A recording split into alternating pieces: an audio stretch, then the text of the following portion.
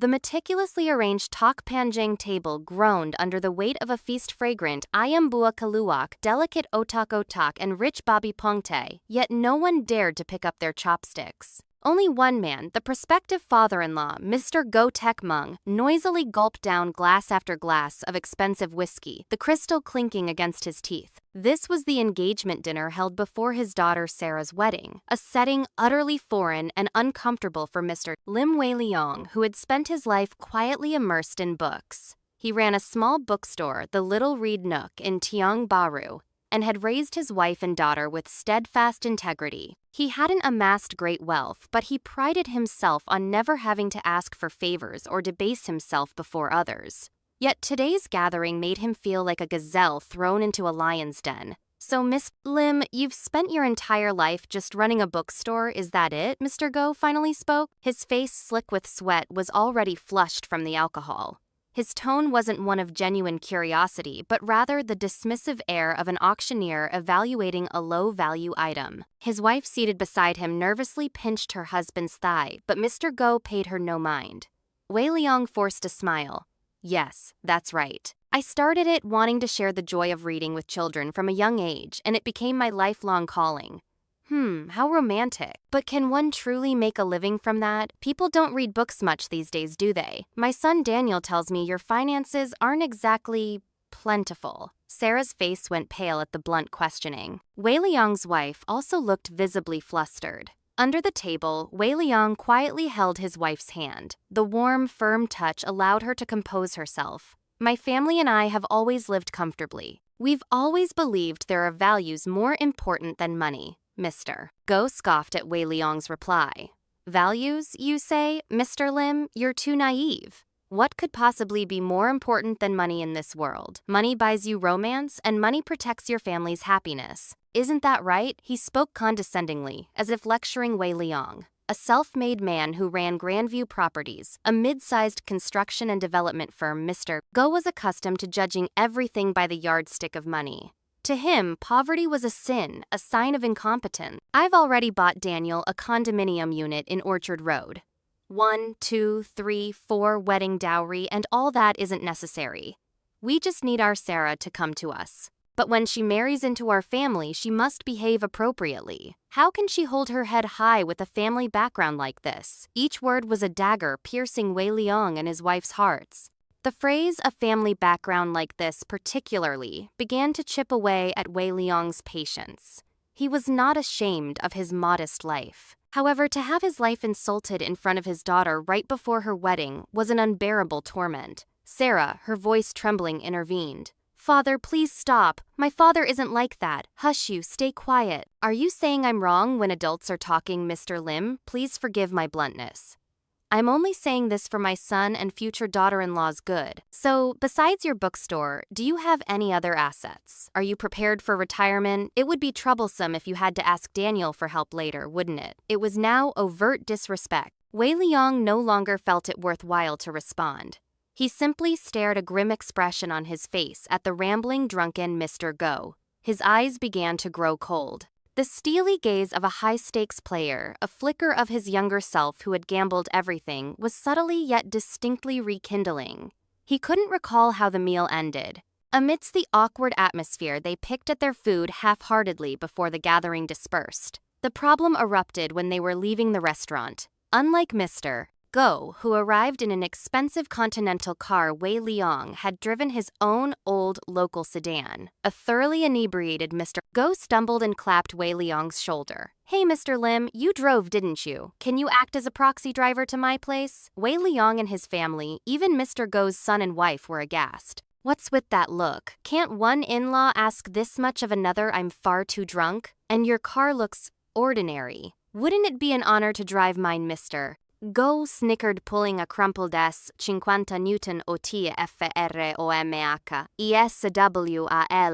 ETIANE DSTUF FING ETENTOW AIL EONG SCH EST CAP AET HERETHIS S50. Note from his wallet and stuff injite into Wei Liang's guest pocket. "Here, this S50 should cover the proxy driving fee." 1. Go on, Mr. Commoner. Let's see your driving skills. My son's father-in-law should be a good driver, right, Mr. Commoner?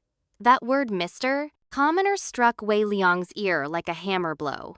The world seemed to pause. His daughter's pale face, the tears welling in his wife's eyes. His prospective son-in-law, Daniel Go, bowing his head in helpless embarrassment, all seemed to play out in slow motion. It was the moment his lifelong pride shattered into a million pieces. Rage surged to his head and his fists clenched involuntarily. He wanted to grab Mr. Go by the collar and punch his arrogant face. But he didn't move. Causing a scene here would only leave a lasting scar on his daughter Sarah. As a father, he couldn't do that. Wei Liang slowly unclenched his fists, and without a word, he accepted Mr. Go's car keys. No emotion showed on his face. He was like a finely honed blade, sheathing all feelings within. He silently got into the driver's seat. In the rearview mirror, he saw the desperate faces of his daughter and wife. From the back seat, the nauseating smell of Mr. Go's alcohol and his snoring permeated the air. He pulled up to the glittering condominium complex in Orchard Road. Wei Liang got out of the car, helped Mr. Go to the entrance. Mr. Go's wife, nearly in tears, repeatedly bowed and apologized. Wei Liang offered no reply.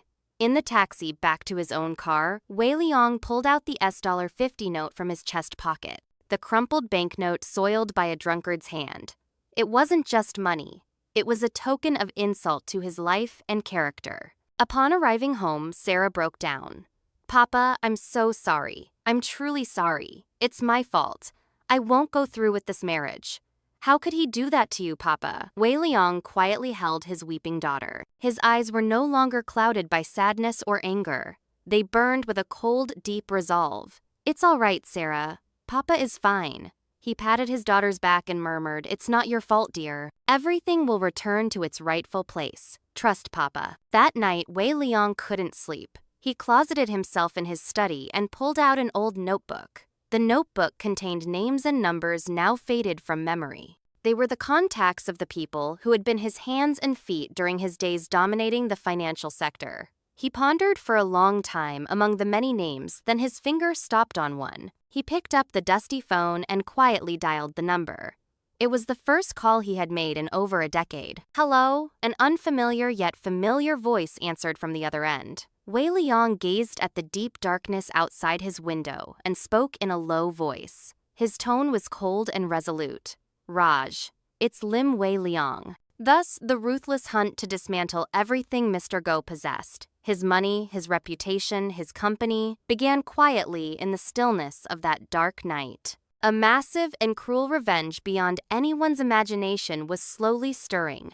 A brief silence followed on the line. Rajendran, or Raj, had been Wei Liang's shadow, his confidant during the time Wei Liang was known as the Midas touch of the financial world. A man with sharp analytical skills, a terrifying ability to gather information, and above all, absolute loyalty to Wei Liang. After Wei Liang abruptly left the industry, Raj had also quietly started his own small investment advisory firm, refusing all lucrative offers from major brokerage houses.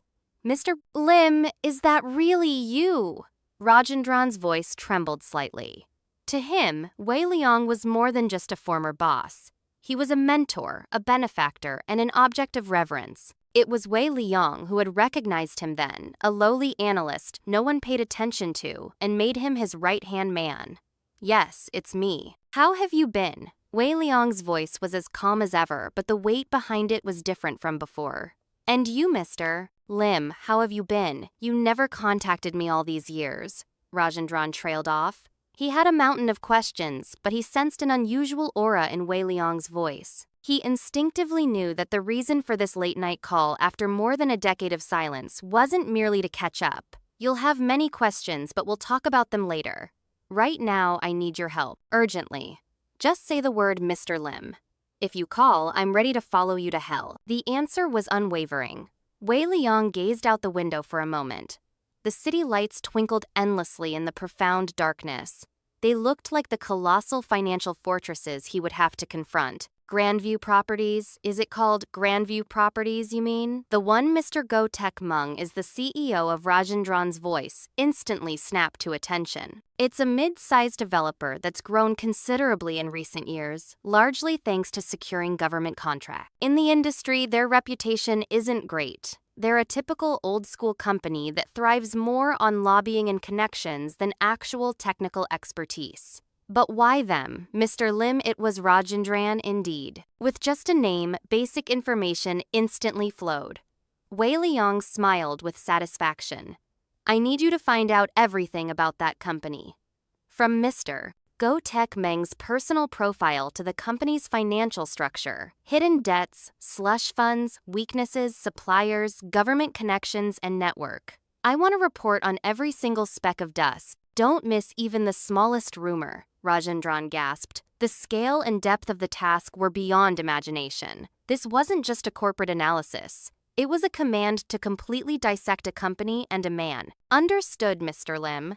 Is there a deadline? The sooner the better. Start moving as soon as day breaks tomorrow. I'll provide any funds and manpower you need. Is our old emergency contact still active? Of course, Mr. Lim. I've maintained it precisely for you even after you disappeared. Good. From now on, we'll communicate through that channel. And Raj, this matter must never be revealed to outsiders. Not even the fact that we are moving. We must operate completely in the shadows. Remember that. I will, Mr. Lim. And one more thing, Wei Liang continued. His voice turned as cold as ice. We will take everything Mr. Gotek Meng possesses. His company, his money, his reputation, and even the arrogance he values most in this world. We will shatter it all utterly and ruthlessly. You are to be the one who sharpens that blade. Rajendran's audible gulp was heard over the phone. He could only imagine who had provoked the sleeping tiger and what foolish mistake they had made. Mr. Gotek Meng would never dream that the prospective father-in-law, whom he believed to be a simple bookseller, was in fact Lim Wei Liang, the ruthless strategist who had once painted Raffles Place red. I will carry out your will, Mr. Lim. Hanging up the phone, Wei Liang sank deep into his study chair. Revenge. He didn't like the word. Emotional battles always led to defeat.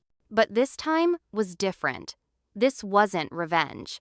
It was the realization of justice, the affirmation of values. It was a war to clearly demonstrate to a vulgar world obsessed with money that there existed things money could never buy or corrupt. The next morning, Wei Liang rose at dawn as usual and prepared to open his bookstore. He hadn't slept a wink, but his mind was clearer and sharper than ever.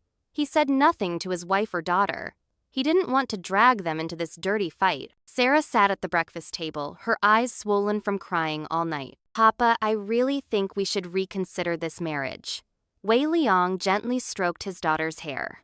The decision is yours, Sarah. But don't give up on your love because of Papa. Papa wasn't hurt by yesterday's events. On the contrary, I learned a great deal. His words were sincere. Mr. Go's insult had not wounded him, but had instead ignited a dormant wildness within him. It was an opportunity to resharpen the blade that had dulled in a life of comfort. Throughout the morning, Wei Liang quietly organized books in his store. Serving customers recommending books handling transactions, he was every inch the neighborhood bookseller. But his mind was filled with meticulous strategies for an invisible war. Grandview Properties, and Mr. Gotek Meng. Their empire might appear glamorous and formidable on the surface, but there would surely be a fatal crack somewhere. His plan was to find that crack, widen the fissure, and bring down the colossal dam. A little past lunchtime, a short message arrived on Wei Liang's old mobile phone. It was Rajendran's first report sent via a secure messenger. First briefing. Grandview Properties' current debt ratio with private equity firms is astronomical. 5, 6, 7, 8, 9. In particular, the amount borrowed from Prosperity Capital Loans is unusually large. The beneficial owner of Prosperity Capital Loans is an individual with whom you had a past conflict. Additionally, we've detected strong indications of serious problems at their ongoing Punggol Digital District condominium project. Suspected rebar omission, 10, 11, 12, 13, 14. Details will follow after further investigation. A cold smile spread across Wei Liang's lips. The prey had revealed itself faster than expected, and it was a far more appealing target. Rebar omission. If true, it was Grandview Properties' fatal Achilles heel capable of choking the life out of them in an instant, and Prosperity Capital Loans. The fact that his old enemy was Go's financier was also an interesting variable. An enemy's enemy could be an ally, but sometimes they were obstacles to be brought down together. Wei Liang sent a reply. Focus on the Punggol site. Securing evidence is the top priority. Also, dig into their accounting ledgers. Comparing material purchase records with actual quantities used should provide answers. I will handle Prosperity Capital Loans directly. After sending the message, Wei Liang hung a temporarily closed sign on his bookstore door. He drove his old car somewhere. His destination was the high-end private hospital suite. 15, 16, 17, 18, 19, where Mr. Ang Kian Hawk, once known as the White Shark, a formidable figure in the money-lending underworld, was staying. The sleeping tiger had taken its first step towards its prey. The step was quiet and unnoticeable, but it was the prelude to a great earthquake that would shake the very foundations of the city. The VVIP hospital suite nestled in a secluded area was more than just a hospital. With stringent security, complete isolation from the outside world, and amenities surpassing those of a luxury hotel, it was a secret sanctuary and hideaway for the wealthy and powerful. Wei Liang, using real-time information provided by Rajendran, smoothly navigated the complex visitor procedures and stood before Mr. Ang Kian Hawk's room. The White Shark Mr. Ang Kian Hawk had once stained the money-lending market, with blood causing countless businesses to rise and fall. During Wei Liang's time in finance, Mr. Ang had been caught in one of Wei Liang's schemes, losing everything and plummeting into ruin. Wei Liang had cut off his funding and dismantled his illegally acquired companies. To Mr. Ang Lim, Wei Liang was nothing short of a sworn enemy who had utterly devoured his life. Wei Liang knocked on the hospital room door. A peevish voice from within called out, "Who is it?" I said, "No visitors." Without answering, Wei Liang opened the door and entered. The room was as large as a decent luxury condominium, living room. Outside the window, a picturesque view of lush greenery unfolded, but the room's occupant seemed to have no leisure to enjoy it. An old man, frail and hooked up to an IV drip, sat in a wheelchair. That was Mr. Ang Kian Hawk. The imposing presence of the White Shark who once commanded the market was gone, replaced by the image of a visibly ailing, defeated man. Mr. Ang frowned, glaring at the unfamiliar visitor. "Who are you barging in like this? Get out." Wei Liang slowly approached him. He then removed the mask that obscured his face. "It's been a long time, Mr. Ang. Do you remember me?" Mr. Ang's eyes widened in horror. He doubted his own sight, gripping the armrest of his wheelchair with his emaciated hands. His lips trembled. "Lim Wei Liang. How did you get in here?" His voice was a mixture of surprise and terror. Wei Liang calmly sat on the sofa opposite Mr. Ang. "I came to see you. I didn't think you'd still be alive. You've managed to hold on somehow. You bastard, you ruined my life and now you show up again. To mock me. Get out of my sight," Mr. Ang, despite his weakened body, shouted. A caregiver, startled, rushed over, but dared not intervene, pacing anxiously outside the door, intimidated by Wei Liang's cold gaze. Wei Liang, unperturbed, continued. "I didn't come to mock you. I came to make a deal." "A deal? Ha! I have no deal to make with the likes of you, are you sure?" Wei Liang asked, leisurely crossing his legs. "Prosperity Capital Loans is yours, isn't it? Of course you operate it under a nominee, but everyone who knows you're the beneficial owner. However, your finances seem to be in a bad state lately, recklessly lending to a distressed company like Grandview Properties, for instance." Mr. Ang's face hardened. He felt a chill, knowing that Wei Liang had seen through his deepest secret. "Do you think you can recover the money you lent to Grandview Properties? I know Mr. Go Tech Mung well. He's all show on the outside, but rotten within. Before long, his company will be dismantled and your money will be worthless. And then Prosperity Capital Loans will be finished too. Your last remaining asset and pride will vanish with it." Mr. Ang was silent. Wei Liang's words accurately struck his sore spot. He was indeed suspicious of Grandview Properties' instability, yet he was forced to extend loans due to the political lobbying funds Mr. Go provided. "I can help you get that money back." "No, I can help you get even more than that. What's your game? Mr. Ang's voice was filled with caution. It's simple. Transfer all your loan receivables from Grandview Properties to me. Of course, I'm not asking you to sell them for a pittance. I'll pay a fair price, but there's a condition: immediately cut off all funding to Grandview Properties and begin recalling the loans. You of all people can surely find a pretext. I will uncover all the evidence of Mr. Go-Tek Meng using your money for lobbying and bribery. Wei Liang's offer was extraordinary. From Mr. Ang's perspective, it was a no-lose proposition. He could safely cash out on bad debts and, as a bonus, get revenge on Mr. Go, who had deceived him. But he hesitated. The man before him, Lim Wei Liang, was the devil who had caused him a lifetime of resentment. Why should I trust you? How do I know you won't drag me down again? You don't have to trust me. But do you have another choice? Will you sit there and sink with Grandview Properties? Or will you join hands with me and ignite one last spark? Wei Liang rose from his seat. I have a reason to bring down Mr. Go-Tek Meng. You just need to join me at the table I've set. Enemies often meet on a narrow bridge, but sometimes you have to dance together on that bridge. Wei Liang placed a business card on the table. It only had his bookstore's name and phone number. Think about it and call me. Time is running out. As Wei Liang left the room, Mr. Ang stared at the business card he had left behind for a long time. His eyes, which had been burning with hatred, slowly shifted to complex calculations.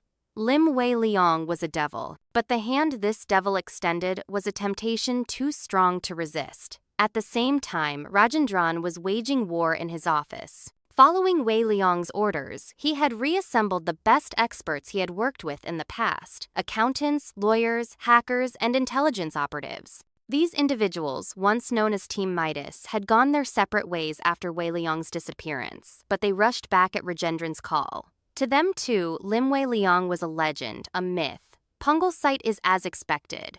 There are clear signs of using cheap materials different from the blueprints. In particular, it appears that inferior rebar was used for critical load-bearing columns or even diverted entirely.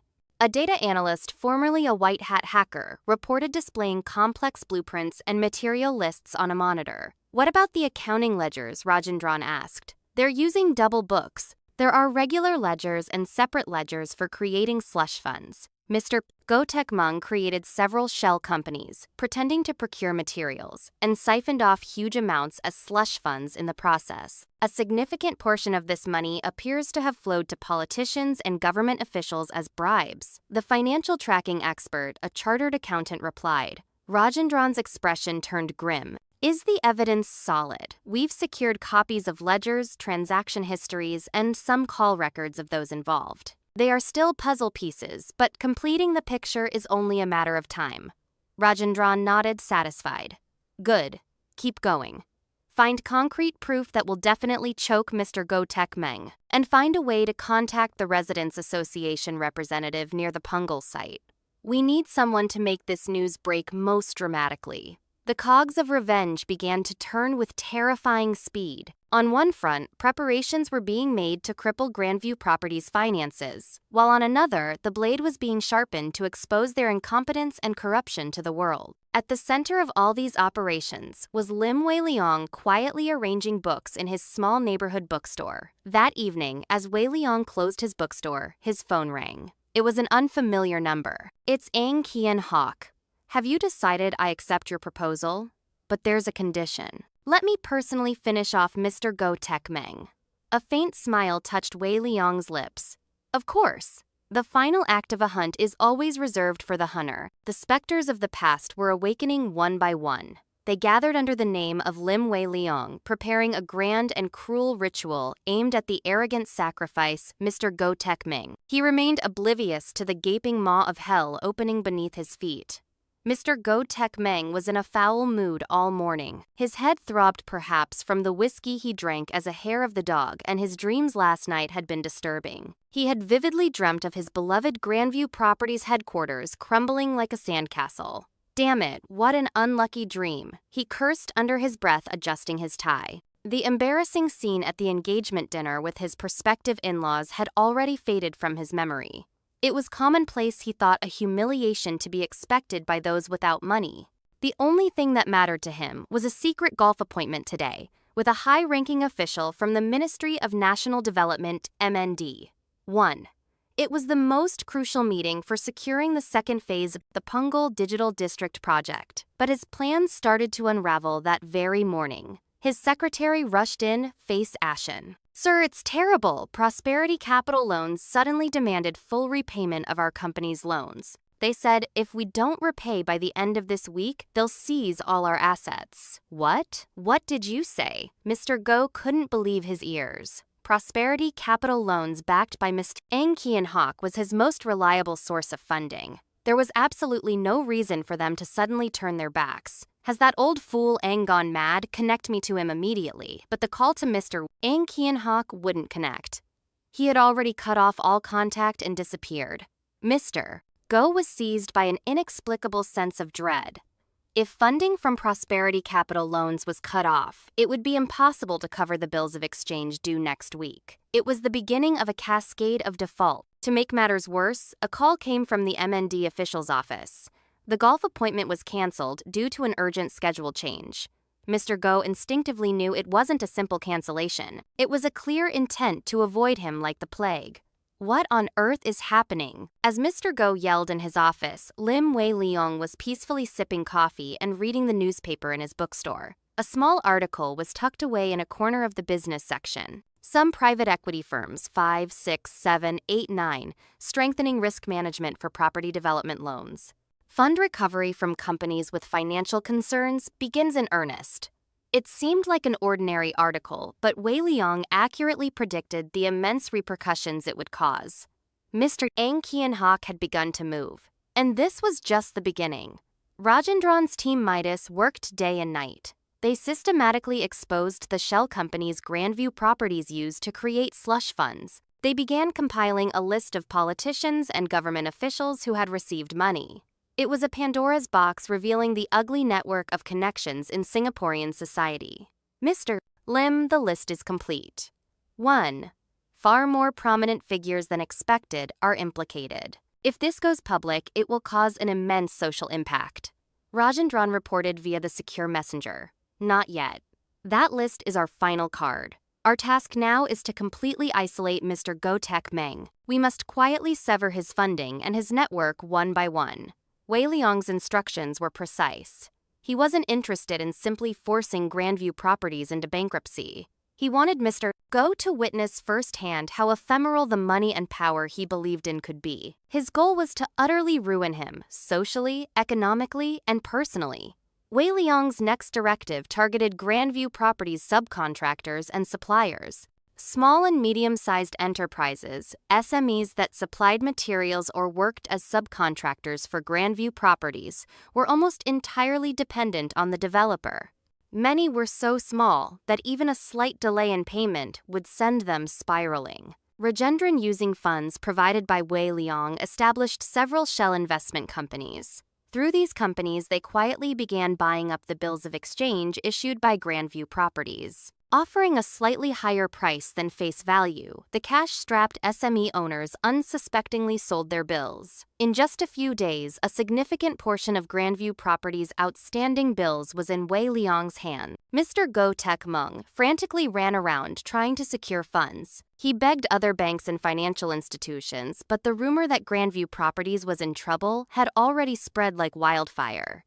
Everyone shunned him. Even the politicians he had relied on started avoiding his calls. It felt as if an invisible, colossal hand was tightening around his neck. Damn it, damn it. He eventually tried to sell company properties, and even his personal assets, to put out the immediate fires. But the properties he put on the market mysteriously failed to sell. This, too, was the result of Wei-leong's invisible hand. He had subtly leaked information to major players in the property market, issuing unspoken pressure to avoid any Grandview Properties-related listings. With all his escape routes blocked, Mr. Go Tek Meng gradually lost his sanity. He yelled at employees indiscriminately and flew into a rage over minor mistakes. The company atmosphere was like walking on thin ice. That evening, Mr. Go called his son Daniel. "You go to that girl's house immediately." Sarah's house. Why suddenly go and ask them exactly what that family is plotting?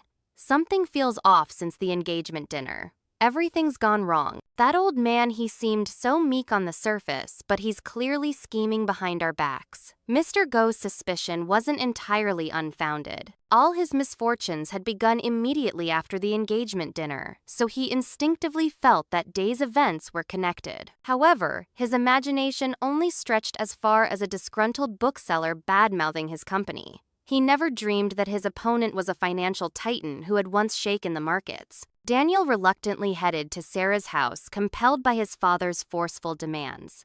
But his heart was heavy. He still couldn't face Sarah's family, remembering his father's appalling behavior at the dinner. When he rang the doorbell, Wei Liang opened the door.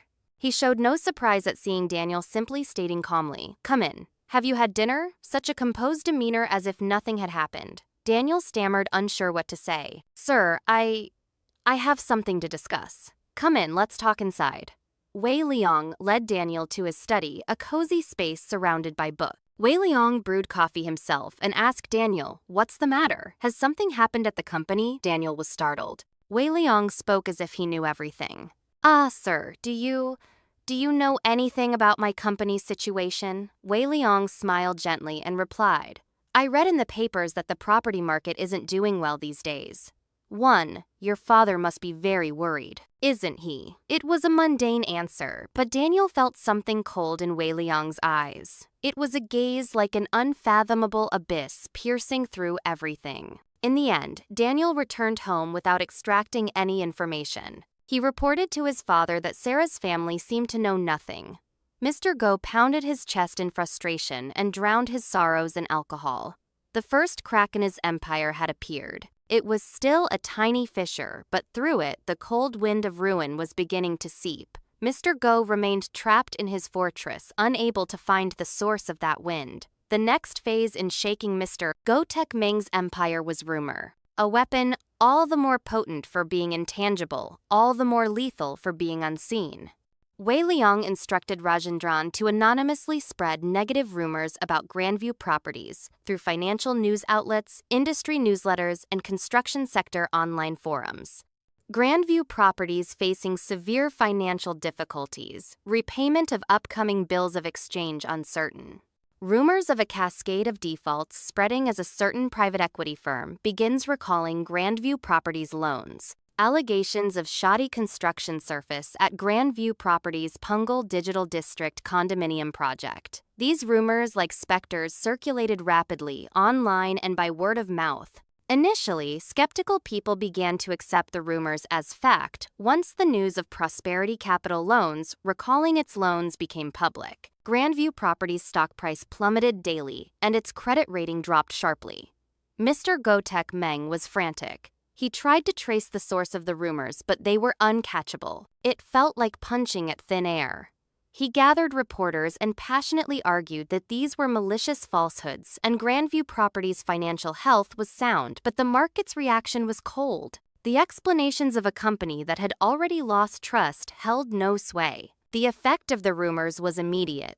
Clients who had planned to contract with Grandview Properties began to defer or cancel their agreements one by one. The attitude of public institutions in particular grew conspicuously cold. Government officials who had previously welcomed Mr. Go's lobbying and entertaining now wouldn't even meet him. They too felt the unseen pressure from Wei Liang, who held the Pandora's box. The biggest blow came from within. As rumors of crisis spread inside and outside, the company key personnel began to waver. Employees left in droves for competitors, offering better terms, and even those who remained couldn't concentrate on their work due to anxiety. The organization Mr. Go had spent his life building was scattering like grains of sand. Wei Liang quietly observed all these developments from his small bookstore. He calmly watched Mr. Go struggle on the stage of ruin like an audience member appreciating a well-crafted play. His next move was even more brutal and precise. Through Rajendran, he dug into Mr. Go Tek Meng's personal improprieties. His hidden affairs, gambling habits, and tax evasion allegations, Mr. Go's dirty and ugly true self was being exposed one by one. One day, Sarah with a heavy expression came to Wei Liang. "Papa Daniel wants to meet me." He says he has something to say. Since the engagement dinner, Sarah and Daniel's relationship had cooled considerably. Sarah couldn't forget the humiliation her father had endured, and Daniel, while feeling guilty towards Sarah, was tormented by his own weakness, unable to break free from his father's shadow. Go and meet him, dear, and observe closely what choice that young man makes. Crisis reveals a person's true nature. Wei Liang advised his daughter. What awaited Sarah at the meeting place was a haggard-looking Daniel. His face gaunt after just a few days took Sarah's hand. Sarah, I'm so sorry. Truly sorry. How much I must have hurt you because of my father. It's all right, Daniel. I'm fine.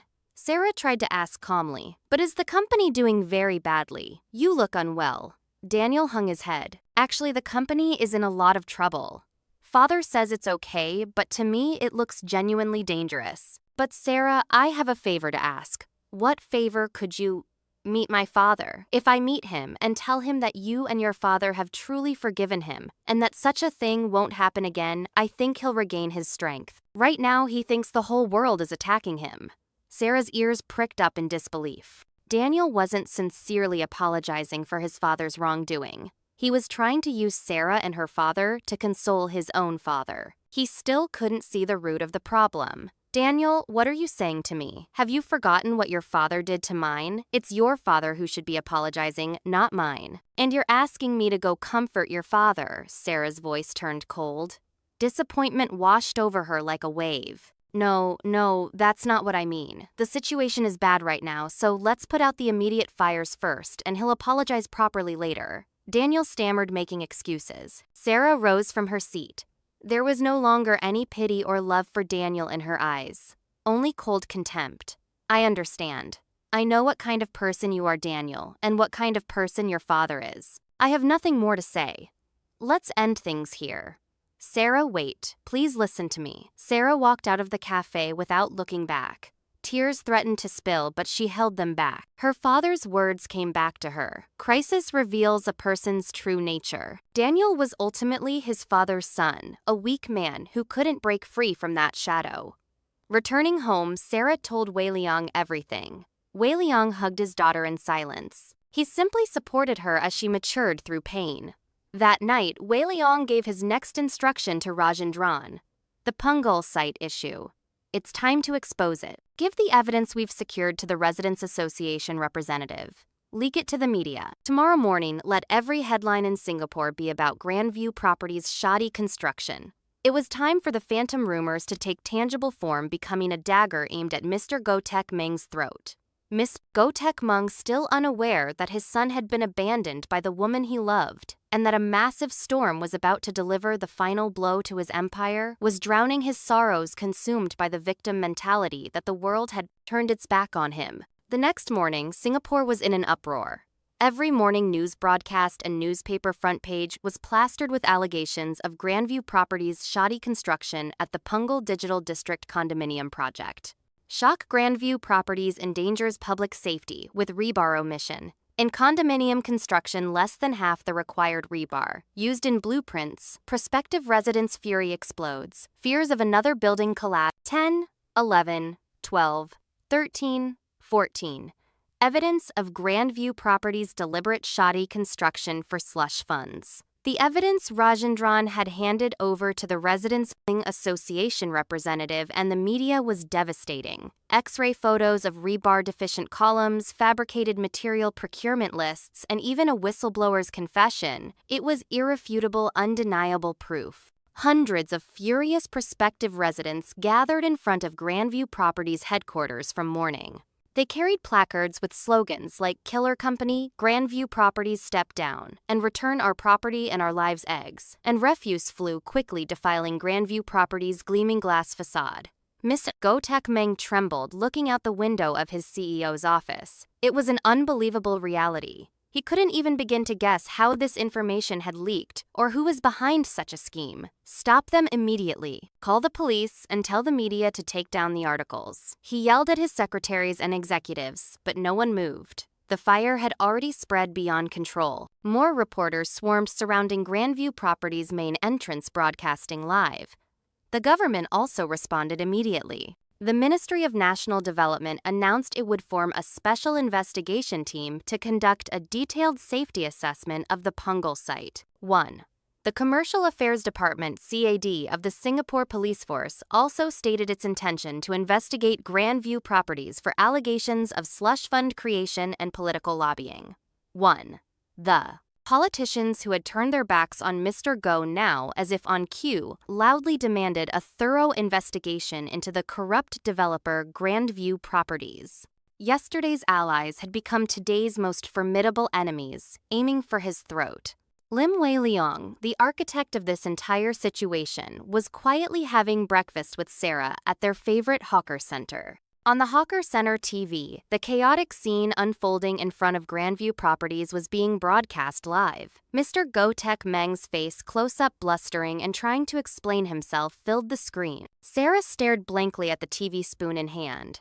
It was the downfall of the man who had almost become her father-in-law. A corner of her heart felt heavy, but she had no regrets. Papa, this... Sarah couldn't finish her sentence, looking at Wei Leong. Wei Leong quietly placed a piece of chai po omelette in her bowl and said, "In this world, there is always a price to pay. Those who don't know the value of honest labor, those who casually dismiss the tears of others, will one day pay that price with their own tears." His voice was calm, but Sarah sensed the terrifying resolve within it. Grandview Properties plunged into a vegetative state almost instantly. All construction projects were halted, and suppliers clamored for payment. Banks were desperate to recall their remaining loans. Mr. Go Tek Meng was buried under a pile of incessant demands and legal documents. It was then that Rajendran unleashed the final blow. The bills of exchange from Grandview Properties, now in Wei Leong's possession, were all presented for payment simultaneously. Mr. Go had no money left to cover the immense sum. Ultimately, Grandview Properties defaulted. It was the moment the empire Mr. Go had spent his life building collapsed overnight. He slumped distraught in his CEO's office chair. The shouts of protesters and the flashes of reporters' cameras felt distantly remote. His phone rang. The caller was his son Daniel. "Father, are you all right? The news is saying..." "Shut up," Mr. Go yelled at his son. "It's all your fault. All this started because you brought that girl from that lowly family into our lives. Break up with that commoner immediately. No, I won't let that family get away with this." He blamed Sarah and Wei Leong for everything raging uncontrollably. He refused to acknowledge that it was the consequence of his own arrogance and greed. Hanging up the phone, Mr. Go Tek Meng sprang to his feet. His eyes were wild. "All right, Lim Wei Leong, that wretched bookseller. I'll go find him myself and finish this." He staggered, grabbing his car keys. Delirious with alcohol, he was beyond rational thought. He felt he needed to confront Wei Leong, whom he believed to be the root of all this tragedy, and grab him by the collar to satisfy his fury. At the same moment, Wei Leong was quietly wrapping plastic covers around books in his bookstore. His movements were calm and steady, as if anticipating the approaching storm. He had just received a message from Rajendran. Mr. Go Tek Meng was headed his way. "Mr. Lim, it's dangerous. We'll send our people over. No need for that. I need to meet him myself. Don't you think I should personally oversee the final act of this whole story?" Wei Leong hung up and locked the bookstore door. He then sat in the small reception area inside, calmly waiting for Mr. Go Tek Meng. 2 cups of warm tea were already prepared on the table, one for himself, the other for the defeated man who would soon burst through the door. The prelude to judgment had sounded, and now only the final movement remained. The ultimate confrontation between a ruined king and his hidden avenger. That moment was drawing ever closer. Crash. With a violent sound, the old glass door of the bookstore shattered open. Mr. Go Tek Meng, heavily drunk, his eyes bloodshot, stumbled in. He was no longer the successful property developer. He was like a wounded beast, having lost everything, consumed by rage and despair. "Lim Wei Leong, you old bastard," Mr. Go shouted, pointing an accusing finger. His gaze was fixed on Wei Leong, who sat calmly in the reception area sipping tea. Despite the commotion, Wei Leong didn't even flinch. He set down his teacup and said softly to Mr. Go, "Welcome, Mr. Go. I was expecting you." At his composure, Mr. Go lost even more control. Expecting me. How dare you expect me? This is all you're doing, isn't it? You orchestrated all this to ruin my company. He lurched towards Wei Liang as if to grab him by the collar, but Wei Liang, without rising, simply stared at him with cold, deep eyes. Overwhelmed by that gaze, Mr. Go involuntarily faltered, stopping his advance. Sit down. Let's talk over some tea. I imagine you have a lot to say for your final words. Wei Liang gestured to the teacup opposite him. Don't make me laugh. I have nothing to say to you. Tell me now, how did you do it? How could someone who spent his life selling books bring down Grandview Properties? Wei Liang smiled faintly. It wasn't a smile of pity or mockery, but a bitter realization directed at the ignorant. It wasn't I who brought you down, Mr. Go. It was yourself. Your endless greed and arrogance simply crumbled the walls of your fortress from within. Nonsense, Mr. Go slammed his fist on the table. The teacups rattled and clear tea spilled. You believed money was everything in this world. You thought you could buy people, gain power, and rule the world with money. But you didn't know, did you, that there are things money can't buy? Things like people's hearts, genuine respect, and dignity. Wei Liang slowly stood up. He took a step closer to Mr. Go. Their heights were similar, but the aura emanating from them was worlds apart. If Mr. Go was a volcanic inferno of rage, Wei Liang was a deep, serene abyss, capable of swallowing all. Do you remember that engagement dinner? Wei Liang's voice was quiet, yet it chilled every molecule of air in the bookstore. In front of my daughter, in front of my wife, you insulted my life, my worth. You dismissed me as a commoner and stuffed a $50 note into my pocket. 1. At that moment, you were already finished. Mr. Go's face turned deathly pale. He vaguely recalled the events of that night. He realized that his trivial actions committed in drunkenness had been the beginning of this entire catastrophe. Just for a mere $50, you orchestrated all this. You madman, it wasn't $50, Wei Liang stated firmly. It wasn't about the money. It was about respect for another human being. You've lived your entire life as the privileged one, haven't you? Trampling on those weaker than you, building your wealth on their suffering. But you never knew that the commoner you despised and ignored was in fact the man with the power to put a noose around your neck. Wei Liang took out his old wallet. From it, he pulled out a crumpled $50 note and placed it on the table. It was the exact note Mr. Go had thrown at him that night. Here, your money. I am not a proxy driver, so I cannot accept this. Instead, I'll give you a different kind of gift. At that moment, the loud wail of sirens sounded outside the bookstore. Moments later, Commercial Affairs Department CAD officers burst in and approached the frozen Mr. Go Tek Meng. Miss Go Tek Meng, you are hereby arrested on charges of violating the Corruption, Drug Trafficking, and Other Serious Crimes Confiscation of Benefits Act, bribery, and embezzlement. 1. You have the right to appoint a lawyer. The officer snapped cold handcuffs onto Mr. Go's wrists. He offered no resistance. He couldn't. His spirit had already been utterly crushed within the bookstore, before the colossal wall that was Lim Wei Liang. As he was led away, Mr. Go looked back at Wei Liang one last time. His eyes held no anger or hatred, only pure terror and bewilderment. Who exactly are you? Wei Liang offered no reply. He simply watched with cold eyes the defeated man despairing before his shattered empire. After Mr. Go had gone silent, returned to the bookstore, Wei Liang picked up the $50 note lying on the table, and without hesitation, he tossed it into the nearby rubbish bin. The money held no meaning for him anymore. He gazed out through the broken glass door at the fading twilight outside. The long, arduous day was drawing to a close. His revenge was complete, but his story was not over. Now he had to return from being a destroyer to the role of a father to heal the wounded and prepare for a new beginning. Mr. Go Tek Meng's arrest and Grandview Properties bankruptcy spread like wildfire. The media continuously churned out related news, and the politicians and officials implicated rushed to cut ties. His glamorous network vanished like a mirage, leaving no one by his side. The lives of Mr. Go's wife and son Daniel were also irrevocably shaken. Their luxurious Orchard Road condominium was seized by creditors, and all their bank accounts were frozen. Overnight, they were left homeless. Mr. Go's wife, who once adorned herself in designer clothes and luxury bags, hid away in her humble family home, refusing to venture out. Daniel, who had lived a comfortable life under his father's patronage, was reduced to taking odd jobs to make ends meet. Societal condemnation extended not only to Mr. Go, but also to his family. The label of son of a corrupt property developer followed Daniel everywhere.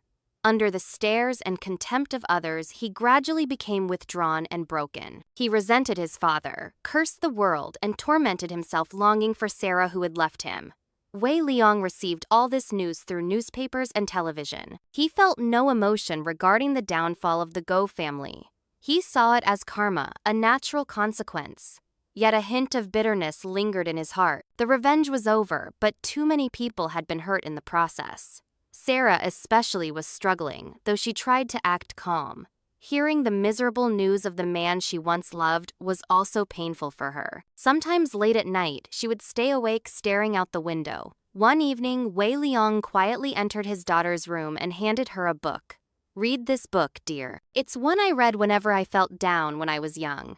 It was Viktor Frankl's Man's Search for Meaning. Sarah silently accepted the book. She understood the comfort her father wished to offer, that even in the worst situations, one must find meaning in life, that one must not dwell on the past, but move forward. Wei Liang's revenge didn't end with Mr. Go Tek Meng's ruin. He moved to help those who had suffered most from Grandview Properties' collapse, the numerous SME owners, the employees who had suddenly lost their jobs, and the prospective residents who had invested their life savings in shoddy apartments. Wei Liang instructed Rajendran to change the nature of Team Midas. From an organization for revenge, it became an organization for rebuilding and rehabilitation. Raj, using the bills of exchange we acquired from Grandview Properties subcontractors, and Grandview Properties assets as a base, create a new entity. The goal of this entity is to provide relief to the victims of the Grandview Properties scandal. Rajendran understood Wei Liang's profound intentions and immediately set to work. A new public interest corporation, the Guiding Light Foundation, was established. This foundation first provided emergency operating funds to struggling subcontractors on the brink of bankruptcy. It then began the process of acquiring sound assets from Grandview Properties, which had entered judicial management to facilitate its rehabilitation. The most urgent issue was the Punggol condominium. A detailed safety inspection concluded that the building had to be completely demolished and rebuilt. The prospective residents were plunged into despair. They had neither the means to pay additional fees nor the time to wait indefinitely. It was then that Wei Liang's Guiding Light Foundation stepped forward. They met with the Residents Association representatives and made a groundbreaking proposal. "We will acquire Grandview Properties project rights and rebuild the condominiums for you without any additional payments. We will bear the financing costs and some losses during the construction period. We are not looking to make a profit from this project. We simply wish to rebuild trust and restore your homes." Initially, the prospective residents were suspicious. No company in the world would undertake a loss-making venture under such terms. But after sincere persuasion and a transparent financial plan, they finally agreed to join hands with the Guiding Light Foundation. Wei Liang quietly oversaw this entire process from behind the scenes at his bookstore. He did not step into the limelight. He knew that if his name became known, all this goodwill could be distorted into a vengeful man's self-satisfaction. He simply played the role of a gardener silently watching and watering new shoots emerging from the scorched earth of a battlefield. Time passed. Mr. Go Tek Meng was sentenced to a long prison term and incarcerated at Changi Prison. 1. His name slowly faded from public memory. On the dilapidated Punggol condominium site, new pillars of hope began to rise. The subcontractors facing bankruptcy found new life with the help of the Guiding Light Foundation, and the employees who had lost their jobs returned to new construction sites. The wounds were deep, but people began to rebuild their lives from the ashes of despair. One late autumn evening, Sarah, after much deliberation, contacted one person, Daniel. She couldn't forgive him, but she didn't want to see him utterly broken. She wished to extend a final act of human kindness. The two sat awkwardly opposite each other. Daniel, no longer the privileged rich boy, had the face of a young man weary and wounded by life. "How have you been?" Sarah broke the silence first. "As you can see, just getting by." Daniel offered a wry smile. "Here." Sarah handed him a small envelope. "These are the things I gave you before, and the money we spent preparing for our wedding. I know you're struggling now, so I hope it helps." Daniel didn't take the envelope. He shook his head and said, "No, I can't accept this. This is nothing compared to the pain I caused you. And now I think I understand how foolish and weak I was. I knew my father was wrong, but I didn't have the courage to step out of his shadow. I'm truly sorry to you and to your father." Tears welled in his eyes. They were not tears of self-pity, but of genuine remorse. Sarah said nothing more. She quietly rose from her seat. Their bond, like the last embers on a pile of ashes, faintly marked its end. The past was over, and it was time for them to walk their separate paths. The reconstruction of the Pungal condominium proceeded smoothly. The Guiding Light Foundation invested in honest materials and the best engineering expertise, constructing a building far sturdier and safer than before. This process, publicized by the media, was hailed as a positive example of corporate social responsibility, earning widespread praise. Of course, no one knew that Lim Wei Liang was at the heart of it all. Sarah, overcoming her prolonged pain, began to forge her own path in life. She helped out at her father's bookstore and began studying psychology, hoping to heal the minds of wounded people. Her past experiences made her a stronger, more profound person. Daniel, too, after days of despair, slowly began to change after his last meeting with Sarah. He resolved to live a life of atonement, carrying his father's sins as his own. He started working as a laborer on a small construction site. He wanted to learn the honest value of earning money through hard work. Initially unfamiliar and difficult, he diligently worked day by day, rebuilding his broken body and spirit. One day, an unexpected visitor came to Wei Liang's bookstore, Mr. Ang Qian-ha. He had somewhat recovered his health, but his former sharp demeanor had softened considerably. "That old man, you gave me quite a show." Seeing Mr. Gotek Mung dragged away like a dog, it truly satisfied me. Mr. Ang's tone was still gruff, but the emotion in it was different from before. "Thanks to you, I was also able to clear my last remaining debts. This is a small token of my appreciation." He handed Wei Liang an envelope of documents. It was a proposal to donate some shares of Prosperity Capital Loans to the Guiding Light Foundation. "I cannot accept this." Wei Liang shook his head. "Don't refuse it.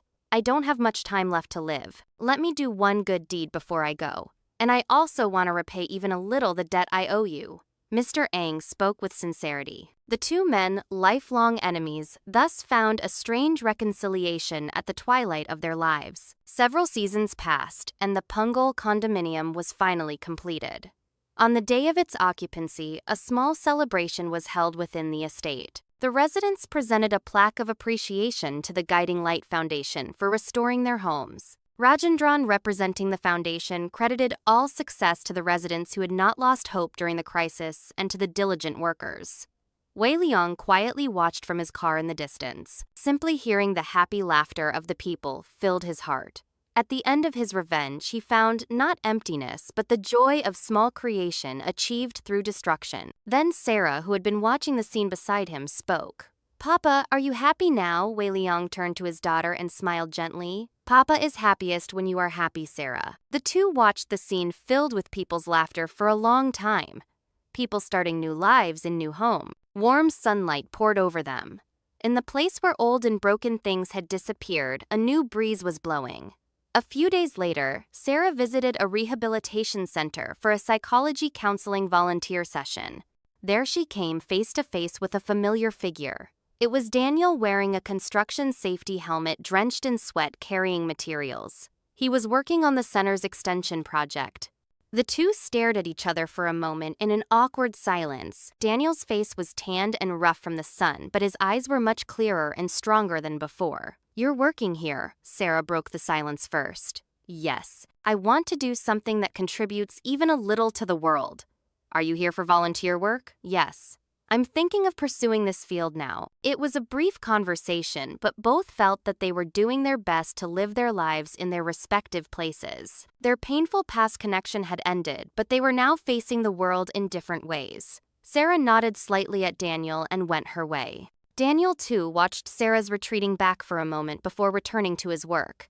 Their paths might never cross again, but they were each overcoming the wounds of the past, moving forward one step at a time towards where new winds were blowing. A year had passed since Mr. Gotek Meng's incarceration. Lim Wei Liang's life had returned to its peaceful routine. He still opened his bookstore every morning, welcoming customers who loved books. Only a handful of people, including Rajendran, knew of his past. To the world, he was simply the kind neighborhood bookseller. Then one day, Wei Liang received a letter from Changi prison. It was from Mr. Gotek Meng. The letter contained only one sentence: "I wish to meet and speak with you." Wei Liang couldn't hide his surprise. He couldn't comprehend why his archenemy, who he had ruined, would leave him a will. As he made his way to the lawyer's office, he was consumed by various thoughts. The contents of the will presented by the lawyer were shocking. Mr. Gotek Meng had bequeathed all of his remaining slush funds to Wei Liang. The amount was far larger than Wei Liang had ever imagined. At the end of the will, a clumsily written message was appended: "Mr. Lim Wei Liang, you took everything from me, but at the same time you made me realize what was most important. How fleeting a fortress built on money truly is and what it means to live with dignity. I lived my life as a slave to money, but you were its master. Please use this money for a good cause. Do not give a single cent to my son Daniel. He must now learn to live by his own strength. This is my last gift to my son and my repentance to you." Wei Liang stood speechless for a long time, holding the will. The weight of this immense sum of money carrying a man's final repentance pressed heavily on his shoulders. This was the legacy of an adversary's atonement. Wei Liang agonized over what to do with this money. He had no intention of using it for himself. He contacted Rajendran for advice. Rajendran too was astonished by the news. "Mr. Lim, this is no ordinary matter. Mr. Go's slush funds are by their very nature illicit. If you handle them carelessly, you could be in trouble yourself. I know. That's why I need your help. Find a way to use this money in the most transparent and meaningful way possible." The two men deliberated for several days and nights. Finally, they reached a conclusion. A new public benefit foundation, the Sunshine Foundation, was launched shortly thereafter. The foundation's objective was to assist vulnerable members of society suffering from corruption and misconduct, and to contribute to creating a society where the value of honest labor was respected. Rajendran became the inaugural chairman of the foundation, and Wei Liang chose to quietly support it from behind the scenes, not even listing his name on the board of directors. All of Mr. Gotek Meng's bequeathed funds were donated to this foundation. The Sunshine Foundation's first initiative was a legal and livelihood support program for those harmed by companies like Grandview Properties. They also launched a program to protect whistleblowers and support their courageous actions. The money generated by Mr. Gotek Meng's wrongdoing was now being used to prevent future Mr. Gotek Mengs. This news, reported by the media, created a significant stir. People applauded the activities of the foundation, established with a large inheritance from an anonymous donor. Daniel too read about this in the newspaper. Seeing the foundation's name and activities, he instinctively knew it was his father's legacy and that Lim Wei Liang was behind it. He was filled with complex emotions. While relieved by his father's final transformation, he also felt a pang of disappointment that nothing had been left to him. However, he quickly composed himself. His father's last wish was right. He had to live by his own strength, not by his father's money. He quietly went to work at the construction site. There, laying bricks one by one, he was overcoming his father's sins and legacy simultaneously. Wei Liang observed the Sunshine Foundation's activities from afar, feeling a quiet satisfaction. The unexpected inheritance had been a burden, but it had ultimately become a seed that made the world a little warmer. He saw that Mr. Gotek Meng's end had not been in vain, and this allowed him to forgive him as a human being. One Saturday afternoon, Sarah approached Wei Liang, who was arranging books in his bookstore. "Papa, I'm seeing someone." Wei Liang looked at his daughter in surprise. Sarah's face was filled with a shy, happy smile. "What kind of person is he? He's a very ordinary person. He's an editor at a small publishing house, but he loves books more than anyone and has a very warm heart." Wei Liang silently stroked his daughter's hair. Tears welled in his eyes. He was immensely proud of his daughter who had overcome her pain and found love again. The long, dark story that began with revenge was finally moving towards a warm conclusion of forgiveness and new love. The unexpected legacy left by Mr. Gotek Mung was not money, but the hope and potential for change left in people's hearts. Several years passed. The world changed a great deal, but Lim Wei Liang's bookstore always remained in its place. The old signboard, the creaking door, and the book-scented space became a comfortable haven for the neighborhood. Sarah married the publishing house editor and had a son. Her husband, in Wei Liang's eyes, was a truly diligent and kind young man. He sincerely respected and admired his father-in-law, Wei Liang, and would visit the bookstore every weekend to lend a hand. Wei Liang was spending his golden years enjoying the simple happiness of a grandfather reading picture books to his grandson on his lap. The Sunshine Foundation grew to become a leading public interest foundation in Singapore. Rajendran, a capable chairman, led the foundation excellently, and countless vulnerable individuals found new lives with its help. The world was still full of absurdities and injustices, but the foundation, like a small beacon in the darkness, steadfastly fulfilled its role. Occasionally, Wei Liang wondered about Daniel. He discreetly inquired about Daniel's whereabouts through Rajendran. Daniel had steadily learned skills at construction sites and had become quite a competent site manager. He was still living diligently with the mindset of atoning for his father's debts, and was reportedly involved in a small volunteer organization, helping those less fortunate than himself. Hearing this news, Wei Liang silently cheered for his new life. One rainy afternoon, a middle-aged man entered the bookstore. Dressed in worn work clothes, his face bore the marks of years of hardship. He looked around the bookstore for a long time before approaching Wei Liang, who was seated at the counter. "Excuse me, are you Mr. Lim Wei Liang?" "Yes, that's me." "And you are." The man hesitated, then bowed deeply. "I was the owner of a small hardware store, a subcontractor for Grandview Properties. When Grandview Properties went bankrupt, we were almost ruined, but a company called the Guiding Light Foundation helped us get back on our feet." The man's eyes welled up as he continued. "There are many people to thank in this world, but I heard from others that you, sir, were at the very beginning of it all. I came to ask why you did such a thing for people like us, whose names and faces you didn't even know." Wei Liang looked at the man and smiled faintly. "No reason, really. I simply did what I had to do. I just wanted to see a world where honest, hard-working people like you, sir, receive fair compensation." "Sir," the man was too moved to speak. He offered Wei Liang a small envelope he had brought. "This is a new tool developed by my company. It's nothing grand, but I really wanted to give it to you as a gift." Wei Liang did not decline the gift. To him, this small tool felt far more valuable and precious than billions in inheritance. After the man left, Wei Liang gazed at the rain falling outside for a long time. His fight, which began with a desire for revenge, was now returning to him as gratitude and hope from others. He realized once again that the path he had walked had not been in vain. Time heals all wounds and puts everything back in its place. Scars remain, but those scars also serve as wisdom, helping us remember past pains and build a better tomorrow.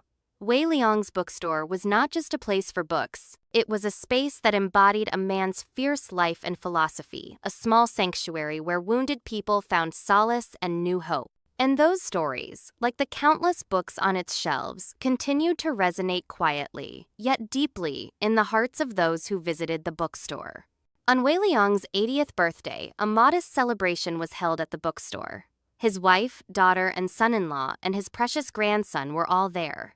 Rajendran also made a rare appearance. He was now a middle-aged gentleman with streaks of gray in his hair, but his eyes when he looked at Wei Liang were still filled with the same reverence as before. "Mr. Lim, or perhaps I can call you Big Brother now, may you live a long and healthy life," Rajendran said, filling his glass. "You too should take it easy now. Leave the foundation work to your juniors and enjoy your own life."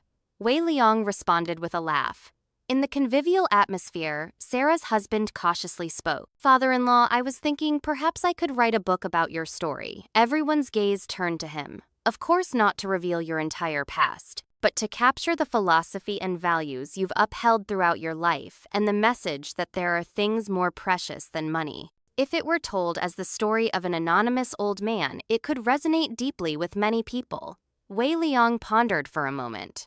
He felt a bit embarrassed at the thought of his story being turned into a book, but he also thought his son-in-law's suggestion wasn't bad. If even after he was gone, a story imbued with his thoughts could remain and offer a little comfort and courage to someone, that too would be a meaningful endeavor. Do as you see fit, just don't be too unkind. I am, after all, just an old man flawed and once consumed by vengeance. And so Wei Liang's story began to be written as a book titled The Last Gift of a Bookseller. His son-in-law interviewed Wei Liang for months recording his life, and Sarah helped refine it by adding her father's memories. When the book was published, the response was far more enthusiastic than expected. There were no sensational incidents or glamorous success stories, but the calm narrative of an old man who had lived honestly and steadfastly in his place, offered quiet, Gandon, and solace to people navigating a harsh world. The book became a bestseller, and many readers began to visit Wei Liang's bookstore, the setting of the book. One day, a young man visited the bookstore. He bought a book and handed it to Wei Liang, asking for an autograph. "Sir, I was deeply moved by your book. It made me dream of building a company that values people more than money, just like you." Wei Liang looked into the young man's eyes. They shone with healthy ambition and good intentions. Wei Liang smiled and wrote in the book, "I support your dream. May you aim not for the highest place, but for the warmest." The young man, his face filled with gratitude, bowed repeatedly and left. Wei Liang watched his retreating figure, feeling that the small seed he had planted was sprouting somewhere else. His revenge, which began with bringing down one man, Go Tek Meng, was now leading to the planting of new seeds of hope in the hearts of countless people. All things in the end returned to their rightful places. He became a humble bookseller once more, but the ripple effects of his life spread an invisible wave, making the world a slightly better place. He watered a small potted orchid by the window. It had survived winter and was now sprouting fresh green leaves. Life, it seemed, was meant to be reborn and continued atop things that had withered and fallen. Years flew by like arrows, and Wei Liang was now well over 80. His back was slightly stooped and his steps were slower, but his eyes when he looked at books still shone with keen brilliance. The bookstore was now ably managed by his son-in-law, who was like a son to him. Wei Liang's daily routine consisted of occasionally serving customers for something to do and sitting in his favorite spot by the window quietly reading. His grandson had grown into a capable young man, steadfast and good-hearted, just as his grandfather had taught him. Rajendran had passed on the Sunshine Foundation to a younger, talented colleague, and was now spending his retirement quietly fishing or playing chess with Wei Liang. One late autumn afternoon, Wei Liang and his wife climbed a small hill near the bookstore. It was a spot they had often visited since their youth. From the hilltop, they could see the familiar neighborhood they had lived in their entire lives. "My dear, do you remember when Sarah was little, she fell off the swing at that playground and cried so loudly the whole neighborhood could hear?" Wei Liang said, his eyes distant. "Of course I do. You rushed over so panicked, I'd never seen you so flustered in my life." His wife replied, smiling. Her face, too, bore the deep marks of time, but her eyes as she looked at her husband were still warm and loving. The two stood silently, shoulders touching, watching the fiery sunset. Countless memories and moments were etched in the twilight glow.